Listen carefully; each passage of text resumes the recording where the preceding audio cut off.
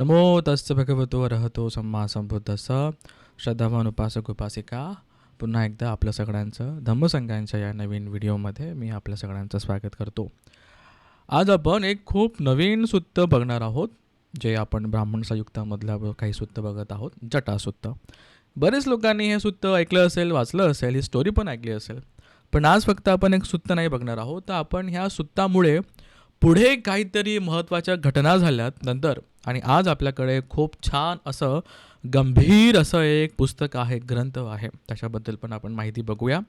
या सुत्तामध्ये काही गाथा आहेत. त्या गाथा इतक्या इम्पॉर्टंट झाल्या पुढे एक काही लोकांसाठी की त्यांनी अख्खं ग्रंथच लिहिलं समजा, बरोबर. हे आपण आज बघूया. काही लोकांना ही सेलेपतिट्टा या ही गाथा बघून कल्पना आलीच असेल, आपण बघूया, ठीक आहे. आणि एका नवीन एक ग्रंथ, फार महत्त्वाचा ग्रंथ आहे, त्याचा उदय कसा झाला, त्याची बॅकग्राऊंड स्टोरी काय होते ते सुद्धा आपण यामध्ये बघूया. खूप महत्त्वाचा व्हिडिओ आहे हा, ठीक आहे. चला, जटासुत्त आपण बघतोय, ब्राह्मण संयुक्तामध्ये आहे, संयुक्त निकायामध्ये आहे, त्रिपिटकामध्ये आहे, बरोबर, अशा प्रकारे. याचबरोबर याच्या आधी आपण ब्राह्मण संयुक्तातले बरेच व्हिडिओ, बरेच सुत्त पाहिले आहेत, बरेच गाथा पाहिलेत, आणि पुढेसुद्धा आपण धम्मपद अट्टकथा, जातक खूप चांगल्या प्रकारे घेण्याचा प्रयत्न करणार आहोत. आणि अजून मोठे मोठे सुत्त, मोठे मोठे धम्मपद, जातक म्हणा, इतर विषयसुद्धा पुढे येतील, जे बरेच मोठे दीर्घकालाचे सुद्धा असू शकतात. अशा प्रकारे हे तुम्हाला कसं वाटतं नक्की कमेंटमध्ये सांगा. इतरांनासुद्धा हे व्हिडिओज पाठवा. काही सूचना असतील तर नक्कीच कमेंट बॉक्समध्ये सांगा मित्रांनो. त्याचबरोबर मे महिन्यामध्ये धम्मयात्रा जात आहे श्रीलंकेला. 23 मे ते 29 मेच्या दरम्यान ज्यांना ज्यांना ही धम्मयात्रा करायची असेल माझ्यासोबत, नक्कीच आपण मला त्वरित लवकरात लवकर संपर्क करा. या मोबाईलवरती काही दिवसामध्येच आपण बुकिंग करणार आहोत. धम्मयात्रा असेल श्रीलंकेची, ठीक आहे. आता आपण बघतोय जटासुत्त. आता या ठिकाणी जटाचा अर्थ आपण घेऊया की बाबा एक केसांचा एक जटा असते, बरोबर. आणि इथे या ठिकाणी एक दुसऱ्या जटांबद्दल बोललं गेलं आहे, त्याच्याबद्दल आपण बघूया कसं काय होतं इथे. सावथ्य निदानं, बाबा सावथ्यमध्ये हे होतं आहे. काय होतं आहे, आता खो जटा भारद्वाजो ब्राह्मणो, जटा भारद्वाजो. आता जटा नाव काय दिले, कारण की त्या ब्राह्मण, जो भारद्वाज ब्राह्मण आहे, त्याच्या जटा असतात भरपूर मोठ्या मोठे, बरोबर. तो येतो भगवंतांकडे, येणं भगवा तेन उपसंकमित्वा भगवंतं सद्यं संमोदी. येतो भगवंतांना, इथं वंदन करतो असं काही दिलं नाही आहे. येतो आणि भगवंतांची विचारपूस करतो, काय चाललंय, कसं चाललंय, तब्येत पाणी कसं काय वगैरे, बरोबर असं. मग संबोधनीयं कथं सारणीयं वितिसारेत्वा एक मंतं निषेधी. हे सगळं विचारपूस केल्यानंतर एका ठिकाणी जाऊन बसतो, झाला. मग आता त्याची बोलायची वेळ येते. मग एक मंतं निसिन्नखो जटा भारद्वाजो ब्राह्मणो भगवंतं गाथाय अज्जभासी. मग आता तो भगवंतांना एक गाथा म्हणतो. गाथा काय, प्रश्न विचारतो.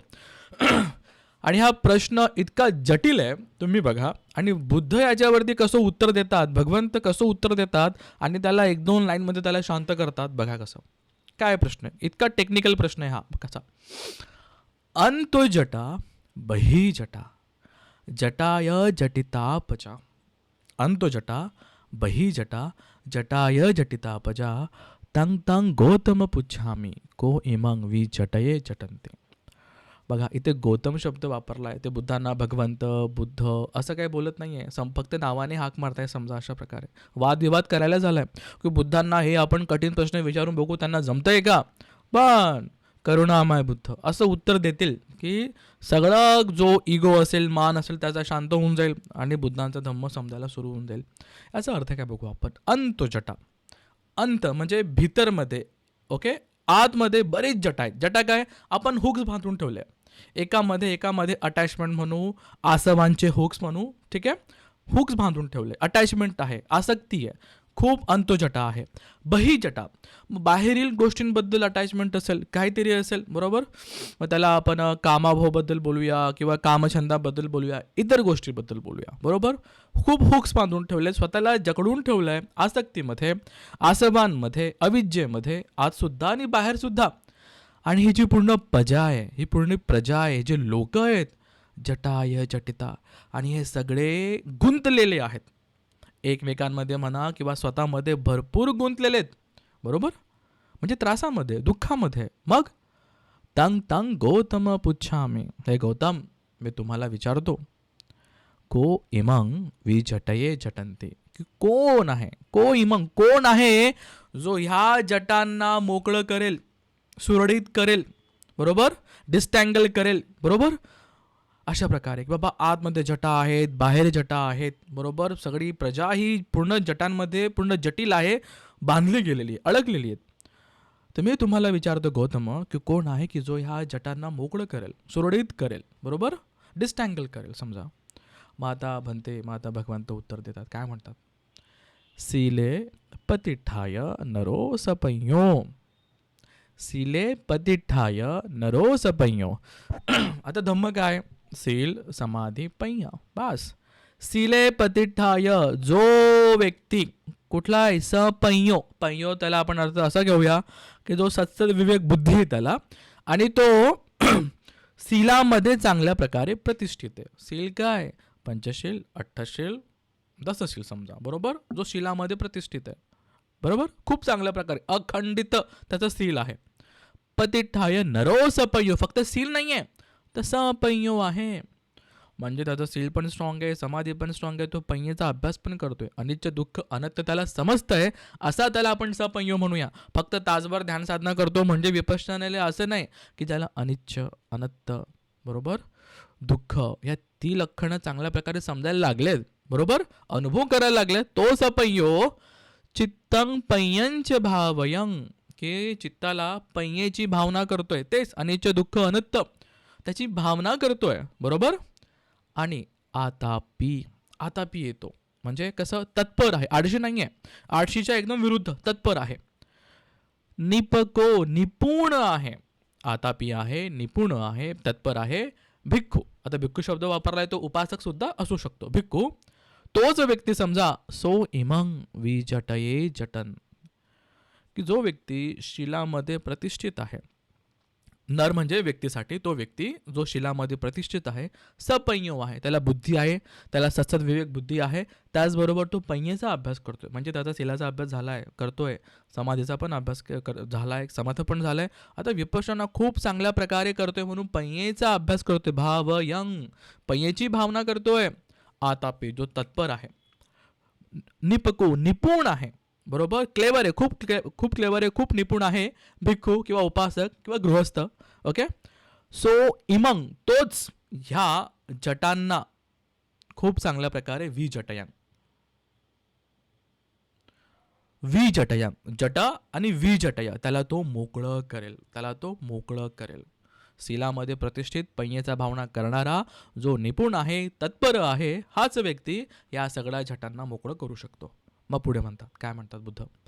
एसंग रोगा, एसंग रागोच दोषोच. आता राग म्हणजे राग नाही, तो राग नाही, राग म्हणजे आपण त्याला म्हणू आसक्ती असणे, एखाद्या गोष्टीचा छंद करणे, बरोबर. राग की कामुक भावना असणे, इंद्रियांप्रती कामुक भावना असणे, बरोबर. डोळ्याला जे रूप आवडलं त्याचे कामुकता करणे, कानाला जे शब्द आवडले त्याची कामुकता करणे, बरोबर. जो राग उत्पन्न करतो, जी अटॅचमेंट उत्पन्न करतो, जो छंद उत्पन्न करतोय, रागो च दोषो च, ज्याचं राग आणि दोष, त्याचबरोबर अविद्याच विराजिता, त्याची अविद्या म्हणजे एकदम दुःखाचं मूळ कारण अविद्या, हे विराजिता, हे हरलेले किंवा थांबलेले किंवा शांत झालेले. क्षीण आसवा अर्हंतो, अर्हंत तर आहे समजा, पुढे अर्हंत, अर्हंत का म्हटलंय? कारण की शब्द आहे क्षीण आसव, क्षीण आसव, क्षीण झालेलं आहे. काय? आसव, 4 प्रकारचे आसव आहे. काय? कामासव, भवासव, दिठ्ठी आसव, अविद्या आसव. ठीक आहे, हे आता शांत झाले, आसव संपलेत म्हणजे व्यक्ती निब्बाणाला गेला, अर्हंत झाला, बरोबर. तोच तेसंग विजटिता जटा, त्याच्याच जटा ह्या विजटय झाल्यात समजा, बरोबर. तो ह्या जटातून मुक्त झालायत. आधी काय म्हटलं गेलं की असा असा व्यक्ती जो शीलाचा अभ्यास करतो, पय्येचा अभ्यास करतो, तो ह्या जटांना विजटे करू शकतो समजा. पुढे जो खिणासव आहे, अर्हंत आहे, त्याच्या जटा ह्या विजट्या झाल्याच. आणि पुढं आहे मग यथ नामंच रूपंच असेसंग उपरुच्छती. यथ, ज्याचं नाम आणि रूप आहे ना, असेसंग, नाम आणि रूप व्यतिरिक्त असेसंग, त्याच्या व्यतिरिक्त नाम आणि रूप हे पुन्हा पुन्हा उत्पन्न होईल, पटिग, पण हे पुन्हा पुन्हा उत्पन्न होईल असं काही उरलंच नाहीये. उपरुच्छती, उरलंच नाही, असेसंग, काहीच उरलेलं नाहीये. म्हणजे काय? की कुशलकर्म अकुशलकर्म यांचे विपाक असतात. आता तो क्रियामध्ये आहेत समजा, क्रियकर्म करतोय म्हणजे त्याचं परत फळ नसेलच असा. पटिकं रूप संज्ञाचे काही काही संज्ञा असतील समजा, बरोबर. ओके, वियाण असेल, संज्ञा असेल. आता असं काही ते कर्म बनवत नाहीये की परत परत त्याचा जन्म होईल, म्हणून तिथे शब्द दिलाय की अर्थ नामांच रूपांच असेसंग. आता काही बाकी नाहीये की जे परत जन्म घेईल. अथ ऐसा, त्यालाच आपण म्हणू अथ ऐसा छिज्जते जटा, की त्यानेच त्याच्या जटा ह्या मुळापासून तोडून टाकल्यात किंवा ते बंधनातून तो पूर्णपणे मुक्त झालाय. म्हणजे इथे अरहंतांबद्दल बोललं गेलं आहे की जे पूर्ण या भवचक्रातून त्याने खूप चांगल्या प्रकारे स्वतःची मुक्ती करून घेतली आहे. कसं? ब्राह्मणाला एक टेक्निकल प्रश्न विचारला. आज जटा आहेत, बाहेर जटा आहे, लोक एकदम गुंतलेले आहेत, कोण याच्यातून बाहेर पडेल? मग सिम्पल, बुद्धांनी सुरू केलं शिलापासून. शिले पतिठाय नरोस पय्यो चित्तंग पय्यांचे भाव आहे. जो शिलामध्ये प्रतिष्ठित आहे, जो पय्येचा अभ्यास करतोय, आतापी आहे, निपुण आहे, तोच ह्या चांगल्या प्रकारे ह्या जटांना 20 जटे करू शकतो. मग पुढे अजून डिटेलमध्ये की ज्याचा राग दोष अविद्या खीण आसव हे नष्ट झालेले आहेत आणि तो आता अरहंत झालाय ना, त्याच्या जटा आता मुक्त झाल्यात समजा, बरोबर. आणि मग पुढे उरलं काय की असेसंग, काही शेष नाहीये. असेसंग, काही शेष नाहीये. काय? नाम आणि रूप जे आता उत्पन्न होणारच नाहीये, क्रियामध्ये आहेत, बरोबर. परत इथे पटिका शब्दाचा अर्थ की परत परत उत्पन्न होणं समजा. असं काही उरलेलंच नाहीये. काही असा स्टॉकच नाही जो परत परत तुम्हाला जन्म घेण्यासाठी मदत करेल. तसं काही उरलेलं नाहीये. तेव्हाच आपण म्हणूया अथयेसा छिज्जते जटा, की त्याच्या जटा त्याने पूर्णपणे कापून टाकल्यात. परत तो आता जन्म घेणारच नाहीये, अशा प्रकारे मित्रांनो.